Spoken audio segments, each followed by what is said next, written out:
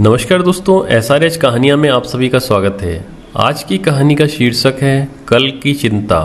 इसी तरह की नई नई कहानियों के लिए आप हमारे चैनल SRH कहानियाँ को अवश्य सब्सक्राइब करें। एक राजा की पुत्री के मन में वैराग्य की भावनाएं थीं। जब राजकुमारी विवाह योग्य हुई तो राजा को उसके विवाह के लिए योग्य वर नहीं मिल पा रहा था। राजा ने पुत्री की भावनाओं को समझते हुए बहुत सोच विचार करके उसका विवाह एक गरीब सन्यासी से करवा दिया। राजा ने सोचा कि एक सन्यासी ही राजकुमारी की भावनाओं की कद्र कर सकता है। विवाह के बाद राजकुमारी खुशी खुशी सन्यासी की कुटिया में रहने आ गई। कुटिया की सफाई करते समय राजकुमारी को एक बर्तन में 2 सूखी रोटियां दिखाई दी। उसने अपने सन्यासी पति से पूछा कि रोटियां यहाँ क्यों रखी हैं? सन्यासी ने जवाब दिया कि ये रोटियां कल के लिए रखी हैं। अगर कल खाना नहीं मिला तो हम एक एक रोटी खा लेंगे।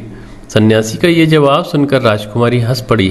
राजकुमारी ने कहा कि मेरे पिता ने इसलिए मेरा विवाह आपके साथ किया था कि क्योंकि उन्हें लगता है कि आप भी मेरी तरह बैरागी हैं। आप तो सिर्फ भक्ति करते हैं और कल की चिंता करते हैं। सच्चा भक्त वही है जो कल की चिंता नहीं करता और भगवान पर पूरा भरोसा करता है। अगले दिन की चिंता तो जानवर भी नहीं करते हैं, हम तो इंसान हैं। अगर भगवान चाहेगा तो हमें खाना मिल जाएगा और नहीं मिलेगा तो रात भर आनंद से प्रार्थना करेंगे। ये बातें सुनकर सन्यासी की आंखें खुल गईं। उसे समझ आ गया कि उसकी पत्नी ही असली सन्यासी है।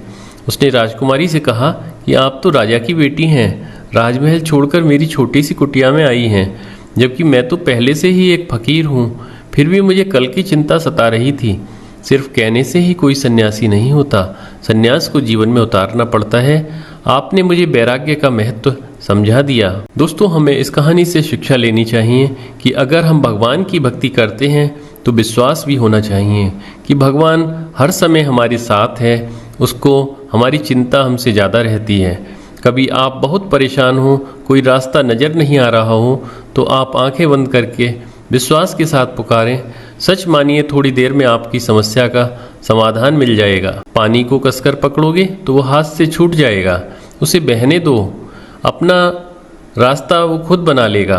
कभी कभी जब परिस्थितियां समझ में ना आए तो जो कुछ जीवन में घटित हो रहा है उसे शांत भाव व तटस्थ भाव से होकर देखना चाहिए।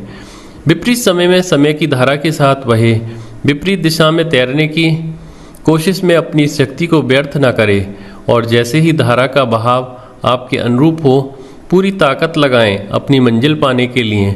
आपका समय आने पर जीवन अपना मार्ग खुद बना लेगा। किसी की नज़रों में चढ़ने में सारी उम्र लग जाती है। हमारा एक गलत निर्णय, एक स्वार्थ हमें किसी की नज़रों से एक पल में गिरा देता है। अति महत्वाकांक्षा, हर दम प्राप्त करने की प्रवृत्ति, केवल अपनी भलाई की सोच हमारे व्यक्तित्व को समाज में सम्मान कभी नहीं दिला सकती। जो मिले, जब मिले और जितना मिले उसी में संतुष्ट रहना आपको स्वयं तो आनंद से भर देता है, साथ ही दूसरों में भी आपके प्रति सम्मान की भावना का उदय कर देता है। जीवन प्रतिक्षण एक नई चुनौती प्रस्तुत करता है, एक नई परिस्थिति आपके सम्मुख उपस्थित कर देता है। लेकिन जो इन सभी प्रतिकूलता अथवा अनुकूलता को समभाव से स्वीकार कर लेता है वह महान अथवा पूजनीय अवश्य बन जाता है। केवल एक लोटा जल या एक बल पत्थर पर रीझने वाले भगवान भोलेनाथ हम सबको यह सीख देना चाहते हैं कि जरूरी नहीं कि हर बार उतना ही मिलेगा जितनी आपकी इच्छा है।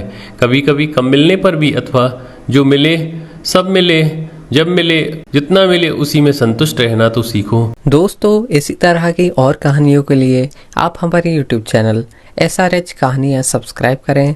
वीडियो देखने के लिए आप सभी को बहुत बहुत धन्यवाद।